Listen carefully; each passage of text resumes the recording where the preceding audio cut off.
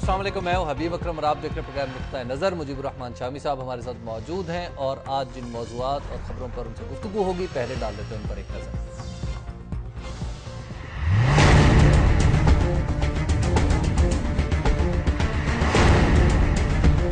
Election کرانا ہے، مشرف کے خلاف کارروائی نہیں کر سکتے، نگران حکومت کا عدالت میں جواب۔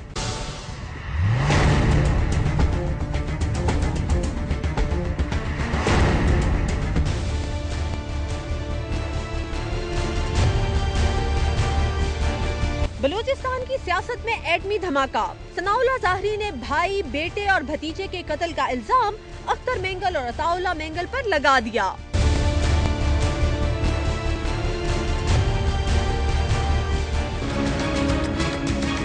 واشنگٹن کی ایک عمارت میں فائرنگ، 3 ہلاک۔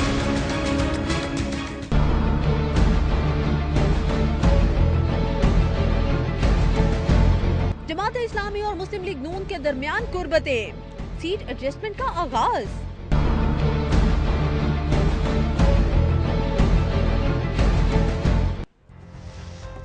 آپ نے دیکھی آج کی خبریں جو ہم شامی صاحب سے بات کرنے جا رہے ہیں۔ شامی صاحب، سب سے پہلی خبر کہ مشرف کے خلاف کارروائی نہیں کر سکتی نگران حکومت۔ دیکھیے، جنرل پرویز مشرف صاحب جو ہیں وہ اس وقت تو پکڑے گئے ہیں بیچارے، اس میں کہ انہوں نے ججوں کو نظر بند کیا تھا اس الزام میں۔ اچھا، یہ بالکل ایسی بات ہے کہ آپ کسی کو آپ گولی مار دیں اور مقدمہ یہ قائم ہو جائے کہ اس پہلے آپ نے چپت بھی ماری تھی۔ اچھا، تو اصل جو مقدمہ ہے ان پر وہ تو وہی ہے جو آرٹیکل 6 کے تحت قائم ہونا ہے جی۔ اور آرٹیکل 6 جو ہے وہ کہتا ہے کہ دستور کو سیبوتاج کیا جائے، اگر اس کی معاونت کی جائے گی، اس پہ کچھ ساتھ دیا جائے گا، سب یہ انتہائی غداری ہے، ہائی ٹریزن۔ جی۔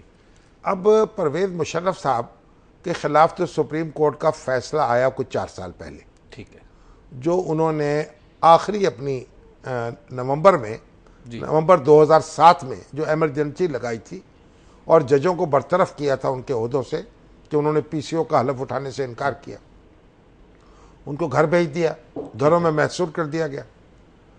سپریم کورٹ اس کو انکانسٹیٹیوشنل قرار دے چکی ہے۔ ٹھیک ہے۔ جس وقت یہ سارا معاملہ پیش ہوا اس وقت مشرف صاحب پاکستان میں مقیم تھے۔ ٹھیک ہے۔ تو ایک صورت تو یہ تھی کہ سپریم کورٹ اس وقت دنیا جہان کے ہر معاملے کو سو موٹو نوٹس لیا جاتا ہے، ہاں، اس کا بھی نوٹس لے کے وفاقی حکومت سے کہتی کہ ان کے باہر جانے پر پابندی لگا دی جائے۔ لیکن وفاقی حکومت بھی تو انہیں گارڈ آف آنر دے رہی تھی، ریڈ کارپیٹ دے رہی تھی انہیں۔ درست ہے نا جی۔ وہ تو اس لیے کہ سابق صدر تھے، ان کو رخصت کر دیا گیا۔ ٹھیک ہے۔ تو سپریم کورٹ کہتی کہ آپ ان کو باہر نہ جانے دیں اور ان پر مقدمہ قائم کریں، ٹھیک ہے۔ ان کو روک لیا جاتا۔ ایسا نہیں کیا گیا، وہ باہر چلے گئے، اب کئی سال اپنی مرضی سے وہاں رہے، اب الیکشن کا ڈھول بجا تو واپس آ گئے، ٹھیک ہے۔ اور حکومت بھی نگران تھی۔ ہاں، اب ان کے ساتھ جو ہو رہی ہے، اب نگران حکومت ہے، جذبات جتنے بھی تلخ کیوں نہ ہوں، یہ ایک حقیقت ہے کہ اس بیچاری نے صرف انتخابات کرانے ہیں۔ ٹھیک ہے۔ اب وزیر اعظم سے ایک بات کہی جاتی ہے، کہتے میں تو نگران ہوں۔ ہمارے چیف منسٹر صاحب ہیں، ان سے کہی جاتی ہے، کہتے میں تو نگران ہوں۔ کوئی پالیسی ڈیسیجن نہیں لے سکتا۔ شامی صاحب، اس میں پالیسی ڈیسیجن ہاں انوالو جی، پالیسی ڈیسیجن اس میں انوالو ہے کہ غداری کا مقدمہ کسی شخص پر چلانا یا نہ چلانا، ٹھیک ہے، یہ وفاقی حکومت کا کام ہے۔ وفاقی حکومت سمجھ سکتی ہے اور دیکھ سکتی ہے کہ کس شخص کے خلاف کارروائی کی جائے تو مملکت کے لیے بہتر ہوگی اور کس کے لیے کی جائے تو بہتر نہیں ہوگی۔ ٹھیک ہے۔ اور اسی لیے 4 سال تک کوئی کارروائی نہیں ہوئی۔ یعنی اس حکومت نے سمجھا کہ کارروائی چلانا مناسب نہیں ہے۔ ٹھیک ہے۔ اور بلکہ یوسف رضا گیلانی صاحب جو ہیں، ان کا تو ایک بیان بھی قومی اسمبلی میں موجود ہے جس میں انہوں نے اس سے انکار کیا تھا کہ ہم اس طرح کی کارروائی کریں گے۔ ٹھیک ہے۔ اس سے پہلے یحییٰ خان جو ہیں، ان کو بھی یوزرپر قرار دیا تھا سپریم کورٹ نے۔ بالکل۔ اس کے باوجود جب مشرقی پاکستان کا سانحہ بھی ہو چکا تھا، فوج سرنڈر کر چکی، یحییٰ خان بھٹو صاحب کے پورے دور میں امن سکون سے رہے، ٹھیک ہے، ان کو پروٹیکٹیو کسٹڈی میں رکھا گیا۔ ٹھیک پھر ضیاء الحق کے دور میں بھی ان کو ان کا جو انتقال ہوا تو ان کو 21 توپوں کی سلامی دے کے رخصت کیا گیا دنیا سے۔ ٹھیک ہے. ان کے اوپر کسی نے مقدمہ نہیں چلایا. شامی صاحب آخر نقصان کیا ہو سکتا ہے اگر پرویز مشرف کے خلاف مقدمہ چلے؟ نقصان وہ ہو سکتا ہے جو چودھری شجاعت حسین صاحب نے جس کی طرف اشارہ کیا. اچھا. کہ یہ معاملہ بہت پھیل جائے گا. لیکن ضروری نہیں ہے کہ ہم چودھری شجاعت حسین کے اس نقطہ نظر سے اتفاق کریں. معاملہ سمٹے یا پھیلے، قانون کو تو اپنا راستہ بنانا ہوتا ہے. بالکل. لیکن اس میں جلدی ہمیں نہیں ہونی چاہیے. اب مشرف صاحب آ گئے ہیں، 1 مہینے کے اندر الیکشن ہونے والا ہے، نئی حکومت آئے یہ فیصلہ کر لے گی. اب سپریم کورٹ جو ڈے ٹو ڈے ہیئرنگ ہو رہی ہے، یہ اس میں یہ غیر ضروری اجلت ہے. اچھا. یا تو ان کو باہر سے لانا مقصود ہوتا، اب تو آ گئے اور اس وقت تو قید بھی ہو گئے. بالکل. اپنا ہی گھر قید خانہ بن گیا. اور وہ مقدمہ بھی ان پر وہ ہے کہ ججوں کو نظر بند کیا تھا، اس پر 2 وکیلوں نے ایک کمپلینٹ کرائی. ٹھیک ہے. اور وہ پولیس نے مقدمہ درج نہیں کیا، وہ سیشن کورٹ میں چلے گئے. وہاں سے حکم ہوا کہ مقدمہ درج کر لو. اب وہ مقدمہ درج کر لیا گیا اور اس کے بعد کوئی تفتیش نہیں ہوئی اس پر. یا تو ہوتا نا کہ مقدمہ درج کرنے کے بعد حکومت بڑی سرگرم ہوئی، ان کے وارنٹ نکلے، ان کو پکڑ کے لایا گیا. ایسا کچھ نہیں ہوا. وہ جب یہاں آئے تو ان کے وکیل صاحب جو تھے وہ مارا ماری میں سپریم اپنا پہنچ گئے اسلام آباد ہائی کورٹ. حالانکہ وہ بیلیبل آفنس تھا، اس کی ضمانت تو نچلی عدالت میں بھی ہو سکتی تھی آسانی سے، اور میرا خیال پولیس افسر بھی لے سکتا تھا. وہ جذبات میں وہاں پہنچ گئے تو پہلے عبوری دے دی گئی ان کو ضمانت. اس کے بعد جناب پھر اسلام آباد ہائی کورٹ نے ان کو پکڑ لیا. پھر جو کچھ ہوا وہاں اس پہ گفتگو. شامی صاحب نگران حکومت نے کیا ایک پوزیشن لے لی ہے کہ ہم نہیں کرنے والے؟ نہیں، وہ کہتے ہیں ہم نہیں کرنا چاہتے. ہمارے نقطہ نظر میں اس وقت جو ہمارا فوکس یہ ہے انتخابات کرانا. ٹھیک ہے. اب سپریم کورٹ ان کو حکم دے دیتی ہے کہ آپ مقدمہ قائم کریں. اولاً تو دیکھیے ہر شخص کا، ہر اتھارٹی کا ایک اپنا دائرہ کار ہے. اگر سیکرٹری انٹیریئر جو ہے، جو داخلہ کا سیکرٹری ہے، اس کا یہ کام ہے تو اس کو اپنے اطمینان کے مطابق فیصلہ کرنا ہے نا. ٹھیک ہے. اب سپریم کورٹ اس کے فیصلے پر اپیل تو سن سکتی ہے، ہائی کورٹ بھی سن سکتی ہے، بھئی یہ فیصلہ غلط کیا ہے، لیکن اس کو فیصلہ کرنے پر مجبور کرنا ذرا ایک مشکل کام ہو جاتا ہے.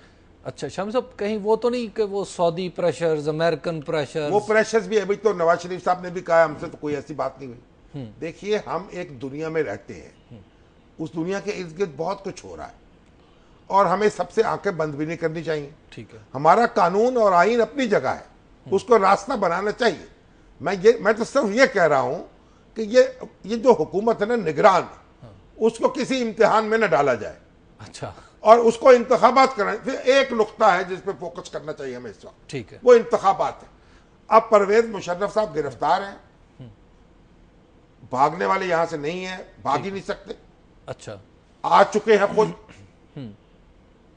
کس مقصد سے آئے ہیں، اللہ تعالیٰ ان کو کیوں لایا ہے، اس میں اس کی کیا مصلحت پوشیدہ ہے. ٹھیک ہے. اس بارے میں آپ گفتگو جتنی کریں گے اس میں لذت تو ہوگی، لیکن کسی جیل میں پڑے ہوئے شخص کے بارے میں کیا گفتگو کرنی. شامی صاحب زیادہ سے زیادہ کتنا پھیل جائے گا یہ مقدمہ؟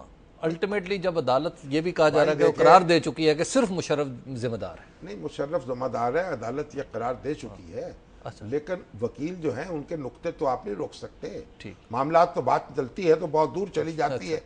اور ابھی تو آپ کو دیکھیے کہ ہم جو پرانی واقعے دیکھیں نا کہ وہ ایک کرنل صاحب جو تھے، جسٹس جاوید اقبال صاحب نے اپنی کتاب میں لکھا ہے کہ ایک کرنل صاحب جو تھے ان کو فوجداری مقدمے میں کوئی ملوث تھے. وہ جناب ایک جج صاحب کے سامنے پیش ہوئے، جج شمیم حسین قادری صاحب تھے. اچھا. انہوں نے کچھ سرزنش کی ان کی، انہوں نے جا کے شکایت لگا دی. بھٹو صاحب نے چیف جسٹس کو بلایا، وہ وزیر اعظم تھے. او بھائی یہ کیا کر رہے ہو بھائی صاحب، ابھی ہم جنگل سے نہیں نکلے ہیں. اچھا. وہ وہاں شکایت ہو گئی.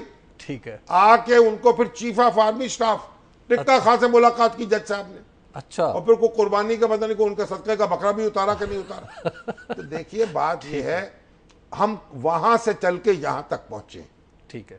اب عدالتوں کا ایک تحکم ہے، سول سوسائٹی کا روب ہے. پرویز مشرف صاحب کہیں جانے والے نہیں ہیں. اور جب 4 سال سپریم کورٹ کا گزارا ہو گیا اور ہمارا بھی ہو گیا، ٹھیک ہے، تو 1 مہینہ اور کر لیں گے. چلیے. مسلم لیگ نون تو کہہ رہی ہے کھلم کھلا کہ ہم آئیں گے تو مقدمہ کریں گے. اور عمران خان صاحب کہیں، وہ بھی نہیں کہہ سکتے کہ نہیں کریں گے. اور پیپلز پارٹی جو ہے اس کو بھی اگر عدالت کہے گی تو کیسے انکار کرے گی.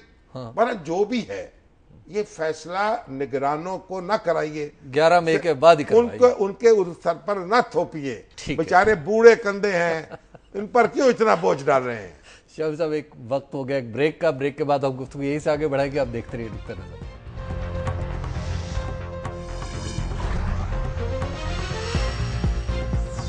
नुक्ता नजर में एक बार फिर खुश आमदीद। शामी साहब, बलूचिस्तान की सियासत एक नया टर्न ले रही है, सनाउल्लाह ज़हरी नए किस्म के इल्जामात के साथ सामने आ गए। देखिए हमने तो 2 दिन गुजारे वहाँ, हाँ आपकी सोहबत में और अल्ताफ हसन कुरैशी साहब की क़यादत में जी, और बलूचिस्तान में 2 दिन के अंदर हमने को काफ़ी चीज़ें देखी। बिल्कुल 8-10 दिन का मामला तो देख लिया। हाँ देख लिया, जितनी मसरूफियत से हम वहाँ इतनी मसरूफियत से मुख्तलिफ लोगों से मुलाकात हुई, फौजी हुकाम से भी, सिविल हुकाम से भी, सियासतदानों से भी, जनाब वज़ीर आला से भी जो गौस बख्श बारोज़ई साहब हैं, और खाने भी खाए और गुफ्तगुएँ भी की। ये ख्वाहिश तो मेरी ये थी कि सनाउल्लाह ज़हरी साहब के यहाँ भी जाएँ और उनके ताज़ियत कराएँ, लेकिन वो जो खुशदार का फासला था कोयटा से, और जाने की ज़रूरत नहीं थी। कभी मौका मिला तो इंशाअल्लाह हाजिर होंगे। पर बिल्कुल देखिए ये जो चंद रोज़ पहले वाक़या हुआ नवाब सनाउल्लाह ज़हरी साहब का, कि उनके भाई, उनके बेटे, उनके भतीजे जी, तीनों निशाना बन गए। उनके काफिले पर जो हमला हुआ है बम से, वो तो खुद बच गए, और वो तीनों, और मैंने सुना है कि वो गम के आलम में उन्होंने कहा कि हरब्यार मरी, जी, ये बालाज मरी, हरब्यार के वाले जी, ना खैरबख्श मरी, खैरबख्श मरी, और इनका वो था ना दूसरा बच्चा जो मारा गया, जी, बालाज मरी जी। उन्होंने कहा खैरबख्श का तो एक बालाज मारा गया, हाँ। मेरे तो 3 मारे गए, ठीक बात, 3 चले गए। तो ये एक बहुत ही खौफनाक वारदात थी। ठीक बात। और इसके क्या असरात होंगे, कौन इसके कातिल हैं, कौन मुल्ज़िम नामजद होंगे। कोयटा से हम जब आए हैं तो खबर आई है कि मुल्ज़िम नामजद कर दिए। बिल्कुल। और आपको याद होगा कि गौस बख्श बारोज़ई साहब जी, नवाब साहब, बिल्कुल, वज़ीर आला, उनसे जब बात हो रही थी वो भी कह रहे थे कि अभी FIR नहीं कटवाई उन्होंने। हाँ। FRI कटवाएंगे, FIR कटवाएंगे, मुल्ज़िम सामने आएंगे, जो नामजद वो करेंगे, फिर देखिए सूरत हाल क्या होगी। ठीक बात। जो मुल्ज़िम उन्होंने नामजद किए हैं वो 11 हैं। अच्छा। एक तो अमानुल्लाह ज़रकज़ई हैं, ठीक है, और उनके 11 साथी हैं। अच्छा। कुछ वो लोग हैं जो मौके पर जिन्होंने वारदात की, कुछ वो हैं जो साजिश में शरीक थे। उनमें कौन कौन है? उनमें हरब्यार मरी है, उनमें नवाब खैरबख्श मरी हैं, उनमें अख्तर महंगल है, जावेद महंगल हैं, हाँ। और अताउल्लाह महंगल हैं। ठीक है। और ये जो नवाब अमानुल्लाह ज़रकज़ई हैं जी, ये मामू हैं सनाउल्लाह ज़हरी के, अपने मामू पे इल्जाम अपने लगा? मामू हैं। अच्छा ये नवाब डोडा खान जो हैं उनके बेटे हैं। अच्छा। डोडा खान जो थे वो चीफ ऑफ साराबान थे।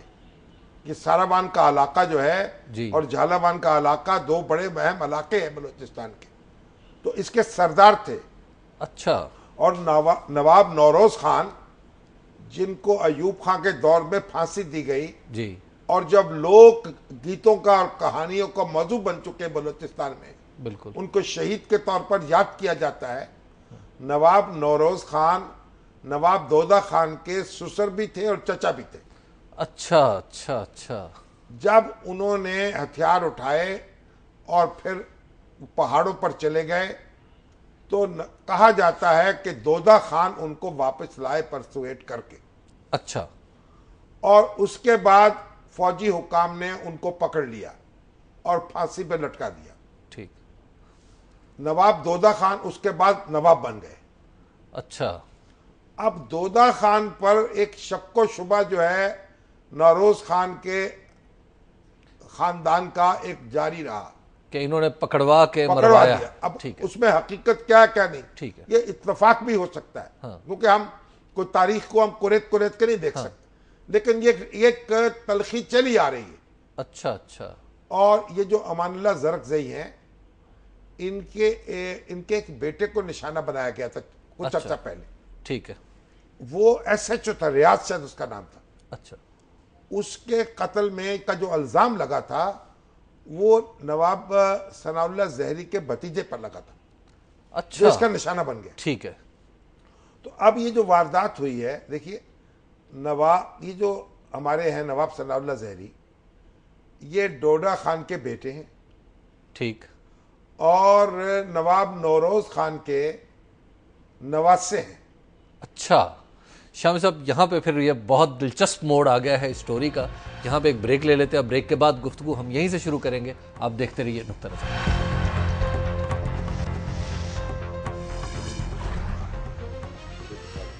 نقطہ نظر میں ایک بار پھر خوش آمدید بات ہو رہی تھی ثناء اللہ زہری کے حوالے سے، اور انہوں نے پھر جو مقدمہ درج کرایا ہے، جو ایف آئی آر درج کرائی ہے اختر مینگل اور ان کے خاندان کے خلاف، اور بلکہ اپنے ہی خاندان کے خلاف.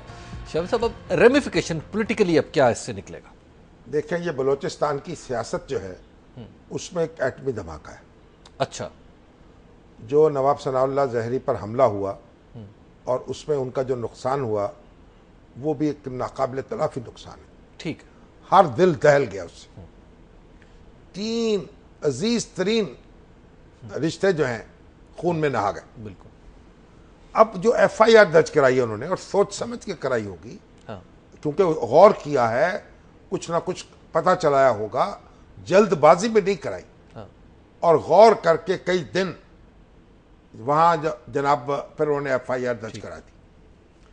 اب یہ جو ایف آئی آر ہے، ثناء اللہ زہری ہیں مسلم لیگ نون کے صدر بلوچستان کے. ٹھیک ہے. اب ان کے ملزم ہیں نواب خیر بخش مری، عطا اللہ مینگل، ہربیار مری، جاوید مینگل، اختر مینگل. ٹھیک. جاوید مینگل تو کھلم کھلا جو ہیں وہ ایک تشدد پسند تنظیم چلا رہے ہیں، ہاں وہ تو انسرجنٹ ہیں. انسرجنٹ. ٹھیک ہے. اور اختر مینگل جو ہیں وہ انتخابات میں حصہ لینے کی تیاری کر رہے ہیں. ہربیار مری جو ہیں وہ بھی انسرجنٹ ہیں، بالکل وہ بھی ایک تنظیم چلا رہے ہیں. اور جو بی ایل اے ہے، بلوچستان لبریشن آرمی، جی جی جس کے ہربیار مری جو سربراہ ہیں سمجھے جاتے ہیں، جی جی اس نے ذمہ داری قبول کیا، بیان دیا. ٹھیک ہے. اب اس کا مطلب یہ ہوگا کہ اب بلوچستان کی سیاست میں جو کشمکش پہلے ہو رہی تھی مرکز کے اور صوبے کے درمیان، ہاں پھر ہو رہی تھی اسٹیبلشمنٹ کے اور انسرجنٹس کے درمیان، ٹھیک ہے.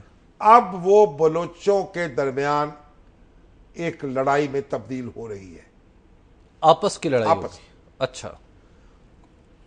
اب پنجابی آباد کر مارے گئے، بالکل. اردو بولنے والے مارے گئے، خون خاک نشینہ تھا، رزق خاک ہوا. ٹھیک ہے. وہ تو بھول گئے سب. سینکڑوں افراد مار دیے، ہزارہ والے مارے گئے. ہاں اور پنجابیوں اور اردو سپیکنگ والوں میں تو رونے والا بھی کوئی نہیں تھا شاید.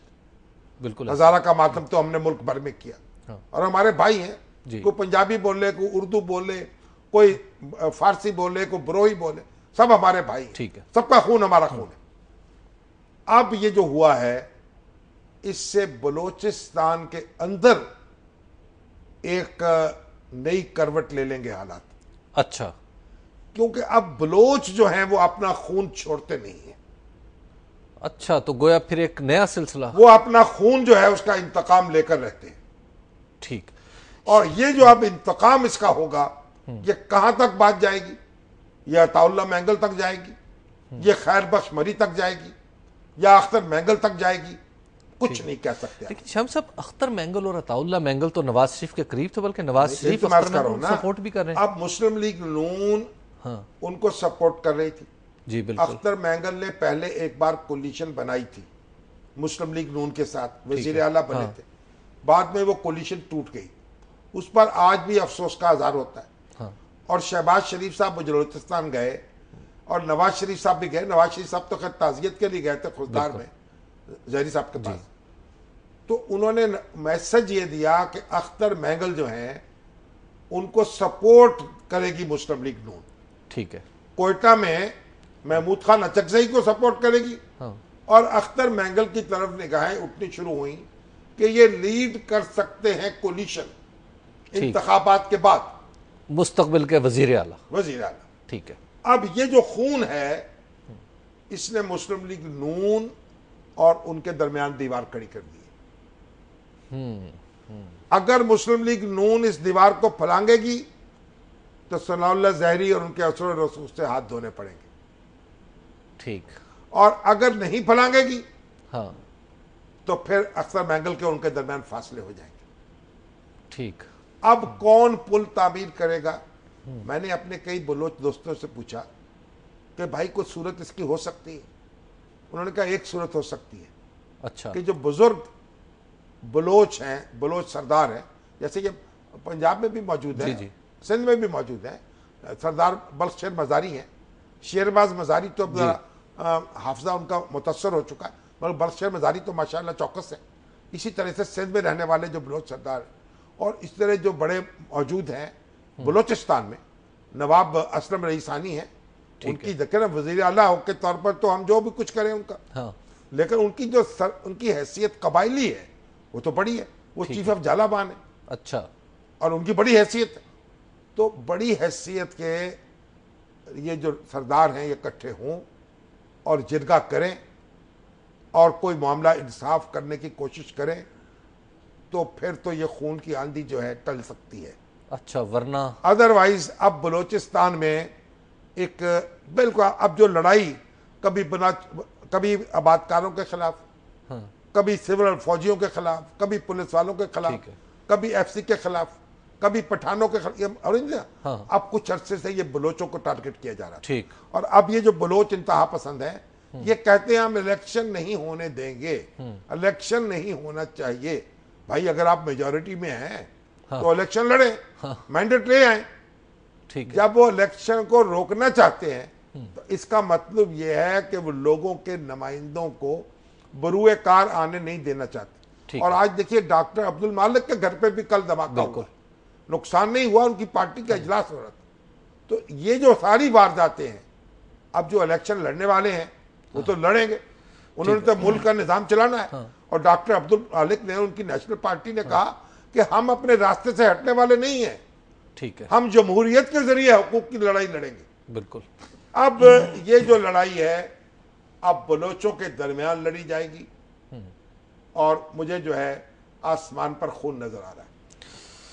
شاہ صاحب یہ اللہ کرے ایسا نہ ہو، لیکن حقائق اسی طرف جا رہے ہیں. جو صورت نظر آ رہی ہے وہی دعا ہے ہماری، دعا. اللہ تعالیٰ کو صورت بہتری کی کر دے. شاہ صاحب امریکہ میں واشنگٹن کی ایک بلڈنگ میں، پہلے بوسٹن میں ہوا اور اب واشنگٹن کی ایک بلڈنگ میں ایک بندہ نکلتا اور فائرنگ شروع کر دیتا. بلڈنگ پہ تو فائرنگ تو شروع ہوئی، لیکن پھر وہ بندہ تو ٹارگٹ ہو گیا، خود بھی مر گیا. جی بندہ. انہوں نے کہا کہ آپس کی لڑائی تھی اور پھر یہاں غائب کر دیا گیا، کہیں اس کو آپ کا سراغ نہیں مل رہا اس واقعے کا. ہاں بالکل. ذرائع ابلاغ میں ہاں نہیں مل رہا. اصل میں جو قومیں ہماری طرح نہیں ہیں، ہم تو بے لگام ہیں نا.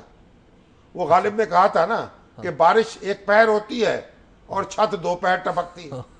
ہم 10 منٹ میں کوئی کاروائی ہوتی ہے، ہم 10 گھنٹے اس کو چلاتے ہیں. ٹھیک. اس طرح دراصل ہم ہر کارے بن گئے دہشت گردوں کے، اور ان کے میسج جو ہیں ہم پہنچا رہے ہیں گھر گھر.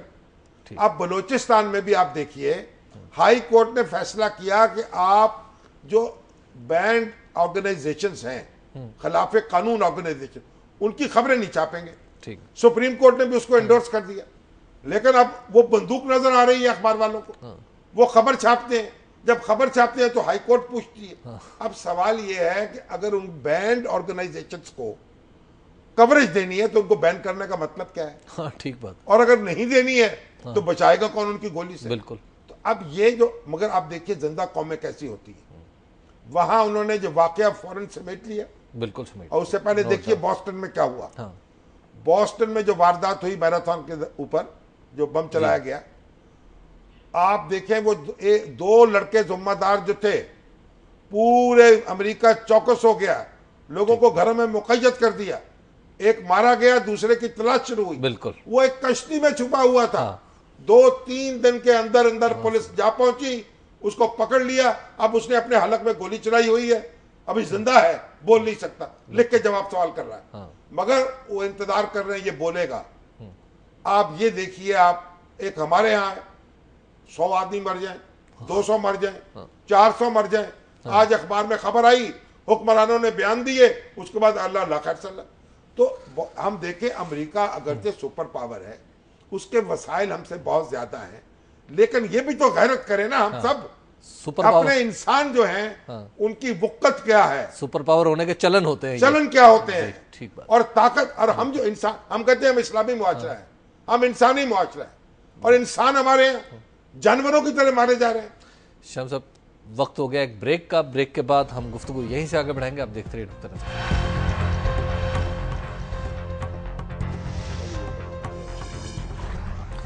نظر میں ایک بار پھر خوش آمدید. بات ہم کریں گے جماعت اسلامی اور مسلم لیگ نون کے اتحاد پہ, لیکن میں آپ کو یہ بھی بتا دوں کہ شاید ہم آج آپ کے سوال جواب نہ لے سکیں, تو ان کو کل پہ اٹھا رکھیے گا. اگر وقت ہوا تو ڈیفینیٹلی فیس بک اور فون لائنز پہ جو سوالات آئے ہیں ہم ان سے خود رابطہ کر کے ان کے سوالات لے لیں گے. شامی صاحب, جماعت اسلامی اور مسلم لیگ نون کے درمیان اتحاد ہوگا یا نہیں ہوگا کہتے ہیں؟ مفاہمت کیا ہے نا, مفاہمت, چلے مفاہمت, اتحاد تو ختم ہوگی بات, سیٹ ایڈجسٹمنٹ. ہاں سیٹ ایڈجسٹمنٹ. جی دیکھیں جماعت اسلامی 10 جو جماعتی اتحاد ہے صوبہ سندھ میں, جی اس میں تو شریک ہے. ٹھیک ہے, مسلم لیگ نون بھی اس میں شریک ہے, ٹھیک ہے, اور اس وجہ سے دونوں میں ایڈجسٹمنٹ بھی ہو رہی ہے. ہاں نعمت اللہ خان کے مقابلے میں ٹھیک ہے, جو امیدوار تھا مسلم لیگ نون کا وہ ہٹ گیا, وڈرا کر لیے, اور کچھ اور نشستوں پر بھی ایڈجسٹمنٹ ہو سکتی ہے. اچھا, تو سندھ میں تو پیر صاحب پگاڑا کی قیادت میں جو اتحاد قائم ہے, ہاں اس میں انتخابی ایڈجسٹمنٹ کے ساتھ ہی معاملہ ہوگا. ٹھیک ہے, لیکن وہاں پہ پی ایم ایل این کے پاس دینے کے لیے ہے بھی کچھ نہیں نا کچھ نہیں, جو بھی ہے ہاں جماعت اسلامی کے پاس بھی کچھ نہ کچھ تو لینے اور دینے کے لیے ہے نا. ہاں تو اب وہ 10 جماعتی اتحاد اگر اکٹھا ہوگا اور اکٹھے الیکشن ہوگا تو پھر لگتا ہے کچھ نہ کچھ تو نشستیں وہ نکال سکتے ہیں. ٹھیک ہے, یہاں پشتونخوا کے اندر بھی جو پروفیسر ابراہیم صاحب ہیں, جی جی, ان کی نشست پر میں نے سنا ہے کہ ایڈجسٹمنٹ ہو گئی ہے. ٹھیک ہے, مسلم لیگ نون کا جو امیدوار ہے ہاں وہ وڈرا کر گیا ان کے مقابلے میں, بالکل, اور صوبائی جو نشستیں ہیں ٹھیک ان پہ شاید انہوں نے ایڈجسٹمنٹ کر لی. اور اسی طریقے سے ان کی ایک نشست بہاولپور کی جو ہے, جی جی, جو امیر جماعت اسلامی صوبہ پنجاب ہے ڈاکٹر وسیم صاحب, وہ صوبائی حلقے سے الیکشن لڑ رہے ہیں. ٹھیک ہے, تو ان کے مقابلے میں بھی مسلم لیگ نون کا امیدوار جو ہے وہ وڈرا کر گیا, ٹھیک اور وہاں بھی ان کی ایڈجسٹمنٹ ہو گئی. وہ مسلم لیگ نون کو سپورٹ کریں گے, مسلم لیگ نون کو سپورٹ کریں گے. اچھا, اور ایک نشست اور کہاں تھی, یہ بنو کی ہو ایک گئی, بنو کی اور بہاولپور کی ہے, اور پھر لاہور میں کچھ کہہ سن رہے ہیں. لاہور میں جو یہ فرید پراچا صاحب کی سیٹ ہے نا, جی اس پر مہر اشتیاق صاحب جو ہیں وہ لڑ رہے ہیں مسلم لیگ نون. ٹھیک ہے, وہ قومی اسمبلی کا الیکشن بھی لڑ رہے ہیں اور صوبائی اسمبلی کا ٹکٹ بھی ان کے پاس. ٹھیک ہے, تو اس لیے یہ توقع ہو سکتی ہے کہ ڈاکٹر فرید پراچا صاحب کے ساتھ بھی کوئی یہاں ایڈجسٹمنٹ ہو جائے. اچھا, یعنی وہ نیشنل پہ اور وہ مسلم لیگ نون کی جو پروونشل اسمبلی کی سیٹیں ان پہ جماعت اسلامی سپورٹ کرتی. لیکن جماعت اسلامی تو لیاقت بلوچ والی سیٹ میں انٹرسٹڈ نہیں ہوگی. وہ اچھا, بہت بڑی دلچسپ بات ہے. اچھا, لیاقت بلوچ 2 نشستوں سے انتخاب لڑ رہے ہیں. اچھا, ایک تو ماڈل ٹاؤن کی نشست ہے, ہاں جی, اور ایک ملتان کی. NA 126 and 149. ہاں جی, جی, ملتان. ملتان میں جاوید ہاشمی صاحب سے مقابلہ ہے. ٹھیک ہے, اور پیپلز پارٹی کا کینڈیڈیٹ بھی وہاں اچھا خاصا مضبوط ہے. اور اب یہ میں نے سنا ہے, حدود نے مجھے خبر دی ہے, حدود بھی ادھر ریٹائر ہو گیا تھا کہیں, ٹھیک ہے, اس نے کہا کہ یہ مسلم لیگ نون اس کوشش میں ہے کہ وہ نشست جو ہے اس پہ لیاقت صاحب کے ساتھ ایڈجسٹمنٹ ہو جائے. اچھا, کہ وہاں وہ قومی میں لیاقت صاحب کو سپورٹ کر دے اور صوبائی میں ان کی سپورٹ لے لے جماعت اسلامی کی. ٹھیک ہے, جماعت اسلامی کے کافی اثرات ہیں ملتان میں. اچھا, جو PNA کی تحریک تھی اس میں خضر حیات ایڈوکیٹ صاحب, ٹھیک ہے, جن کے بیٹے جو ہیں جمشید دستی کے وکیل تھے, اچھا, وہ وہاں سے منتخب ہوئے تھے جماعت اسلامی کے ٹکٹ پر. اچھا, تو جماعت اسلامی کا ایک حلقہ اچھا خاصا ہے. ٹھیک ہے, اب ملتان میں وہ لیاقت بلوچ صاحب کو آفر کر رہے ہیں, لیکن یہ ماڈل ٹاؤن کی جو نشست ہے جسے مسلم لیگ نون اپنے گھر کی نشست سمجھتی ہے, یہاں کوئی ایڈجسٹمنٹ نہیں ہو پا رہی. اچھا, اور اگر یہاں سے تحریک انصاف جو ہے جی, وہ تو شفقت, بالکل, شفقت محمود صاحب جو ہیں وہ ان کے کینڈیڈیٹ ہیں نا, وہ بھی بڑے مطمئن ہیں کہ ہمارے تو خفیہ ووٹ نکلیں گے صندوق سے. اچھا, ٹھیک ہے. تو بہرحال تو اور بھی یعنی منڈی بہاؤالدین میں, سرگودے میں بھی کوئی چپکے گفتگو ہو رہی ہے. ہو سکتا ہے کہ 1-2 نشستوں پر اور بھی کوئی اچھا شامی صاحب, مسئلہ یہ ہے نا معاملہ ہو کہ جائے. جو پولیٹیکل پارٹیز ہیں وہ خاص طور پہ تو لین دین کریں گی نا. ہاں جی. اس وقت جماعت اسلامی کے پاس بچا کیا ہے لینے اور دینے کے لیے؟ مطلب لینے کی خواہش تو ہے، دینے کے لیے کیا بچا؟ نہیں تو آپ کے خیال میں کہ جماعت اسلامی کوئی نان اینٹی تو نہیں ہے؟ 1970 میں 4 نشستیں ہاں جی. پورے ملک سے، 1993 میں 4 نشستیں، وہ بھی ایم کیو ایم نے بائیکاٹ کیا کراچی سے، تب کوئی نشست ملی. نہیں 1993 دیکھیے جماعت اسلامی کے پاس 4 نشستیں سے 1970 میں. ٹھیک ہے. ہمارے جو بہت بڑے ماشاءاللہ دانشور ہیں عطاء الرحمان صاحب، انہوں نے بھی تانا دیا ہے ہاں کہ 4 نشستیں تھی. ہاں اور بھائی تو مسلم لیگ کے پاس کتنی تھی اس وقت؟ اس وقت مسلم لیگ 3 دھڑوں میں تھی، کونسل لیگ، کنونشن لیگ، قیوم لیگ. اچھا اور ساری مسلم لیگوں کے پاس مل کے میرے خیال 12-14 سیٹیں آئی تھی. ٹھیک. تو بات یہ ہے کہ جماعت اسلامی کے پاس 4 آئی تھیں ہاں تو 12-14 والے جو ہیں وہ اگر ماشاءاللہ دوسرے تیسرے آسمان پر ہیں تو جماعت اسلامی کو تو نہیں 70 کے اس میں کھڑا کر سکتے آپ. چلے پھر 93 میں تو وہ کولیشن توڑی ہاں یعنی قاضی حسین احمد صاحب نے اور اپنا ایک فرنٹ بنایا ٹھیک ہے. جس میں جماعت اسلامی کی ذیلی تنظیمیں شامل تھی ساری. وہ تجربہ ناکام ہو گیا. دیکھیے جماعت اسلامی نے پی این اے کا جو اتحاد تھا اس میں ٹوٹل میرا خیال پی این اے نے 1970 میں 34-35 نشستیں جیتی تھی، 37 پتہ نہیں. اچھا اس میں جماعت اسلامی کا شیئر کافی زیادہ تھا اچھا اس الیکشن میں جس میں دھاندلی ہوئی تھی. ٹھیک ہے. اور جماعت اسلامی کی میرے خیال 9 یا 10 سیٹیں تھیں. اچھا اگر ٹوٹل ساری 9 جماعتیں مل کر ہاں یعنی 37 سیٹیں جیتتی ہیں جی تو جماعت اسلامی کی 10 سیٹیں کافی تھی اس میں. ٹھیک ہے. اچھا اس کے بعد آئی جی آئی میں جماعت اسلامی کا اچھا رہا. جماعت اسلامی کو جو بہت نقصان پہنچا ہے وہ 2008 کے انتخابات میں حصہ نہ لینے کی وجہ سے. اچھا بائیکاٹ جو اگر جماعت اس وقت حصہ لے لیتی تو مسلم لیگ نون کی باہیں بڑی کشادہ تھی اس وقت. ٹھیک ان دونوں کا الائنس بنتا کوئی 20-25 سیٹیں جماعت اسلامی کو مل سکتی تھی پورے ملک. اور اب تو کارڈز یہاں لگا کے کھیل رہے اب وہ ہیں چیسٹ. بھائی مسلم لیگ نون کا خیال یہ ہے کہ ہم بہت اونچا اڑ رہے ہیں اور عمران خان صاحب کی سونامی اپنی جگہ ہے. اب عمران خان صاحب جو ہیں وہ بھی 4 دفعہ گئے جناب منصورہ میں اور 2 دفعہ منور حسن صاحب گئے ان کے گھر پہ، بات نہیں ہو سکی، تو بات نہیں بنی. اب یہ ہوا کہ وہ اپنی شامی صاحب وقت ختم ہو گیا، وہ رننگ آؤٹ آف ٹائم. اب دیکھیے مسلم لیگ ہو یا پی ٹی آئی ہو یہ تو اپنی جگہ بڑی جماعتیں ہیں لیکن جماعت اسلامی جو ہے اس کا اثر و رسوخ اپنی جگہ ہے. ٹھیک ہے. انتخابات سے پہلے جی اور انتخابات کے بعد تو پھر اور زیادہ ہوگا. شام صاحب اس موضوع پہ پھر ہم کل بھی تھوڑا سا گفتگو جاری رکھیں گے اور کل بھی ہم اس پر بات کریں گے. آج کے لیے ہمیں اجازت دیجیے. خدا حافظ.